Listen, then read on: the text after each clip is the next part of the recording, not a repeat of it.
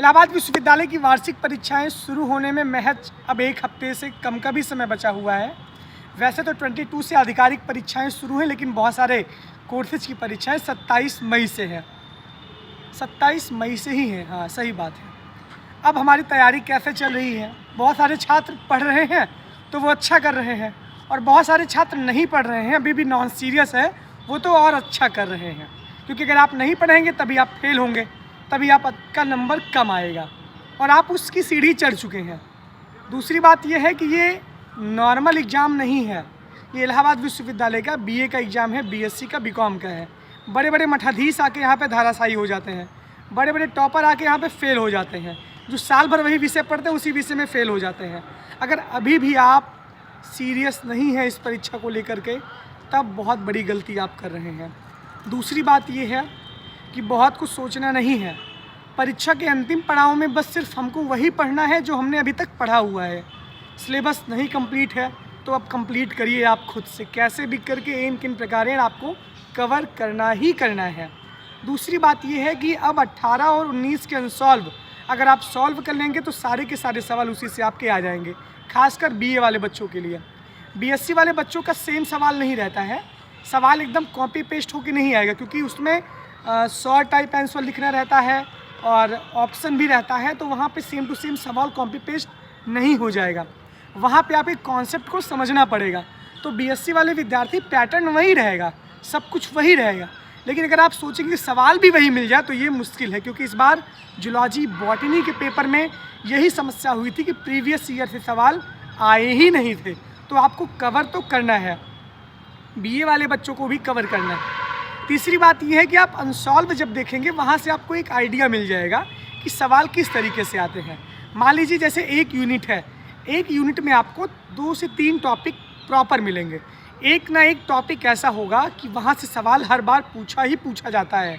जैसे medieval history के art and culture के पेपर में पहली यूनिट में हड़प्पन सिविलाइजेशन से सवाल आता है। दूसरे सवाल में बात करते हैं तो गुप्ता से आपके सवाल आते हैं। मौर्य इधर उधर हो जाता है, लेकिन गुप्ता जो है संस्कृति से सवाल आपके पक्का आते हैं। तो अगर इस तरीके से प्लानिंग से अगर आप पढ़ेंगे तभी आप कवर कर पाएंगे। आंसर राइटिंग का वीडियो मैंने पोस्ट किया है, ऋषिकांत सर उसमें अच्छे से बताए हुए हैं कि आपको कैसे लिखना है, किस तरीके से लिखना है। लेकिन इसके बाद भी आपके बहुत सारे सवाल हैं कि हेडिंग डाल के लिखना है कि नहीं लिखना है। तो आपको ये बता रहे हैं कि हर एक सब्जेक्ट का अलग अलग नेचर होता है। हिस्ट्री में अगर हेडिंग डाल के टीचर ने आपको लिखवाया है तो बेझिझक आप हेडिंग डाल के लिखिए। हिंदी में जब आप समीक्षा करेंगे कहानी की तो उसमें हेडिंग डालना पड़ेगा, शीर्षक, कथोपकथन, पात्र चरित्र चित्रण, भाषा शैली और आखिरी में उद्देश्य, आपको हेडिंग डालना ही डालना पड़ेगा।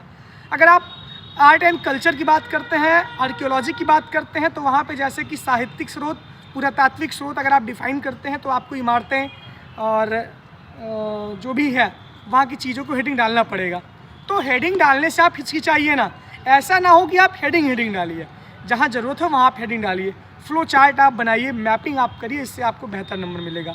अभी अगर आप नहीं सीरियस हैं तो सीरियस हो जाइए, वरना समस्या आपके लिए बाद में बहुत भारी हो सकती है।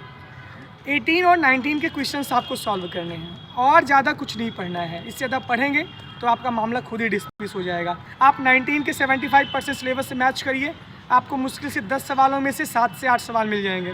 फिर आप इधर 18 वाले सवाल कवर करिए, उसमें भी आपको 6 से 7 सवाल, टोटल आपको 10 से 12 से 13 सवाल सॉल्व करना है, 13 से 14। अगर आप इतना सॉल्व करते हैं तो पूरा का पूरा आपका पेपर आ जाएगा। बहुत परेशान नहीं होना है, अभी आपके पास टाइम है, जितना आप लिख पाएंगे उतना आप लिखिए। परीक्षा में प्रश्न छूट जाता है, स्पीड नहीं मेंटेन हो पाती है, सबसे बड़ी कमी हमारी यही रहती है।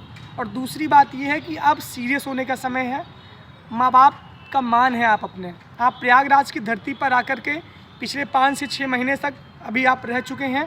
क्या कर रहे हैं क्या नहीं कर रहे हैं किसी से कोई मतलब नहीं है, लेकिन ये रिजल्ट आपके जीवन का एक पहली सीढ़ी हो सकती है आपकी सफलता की। आपका कॉन्फिडेंस इसमें बूस्ट हो सकता है।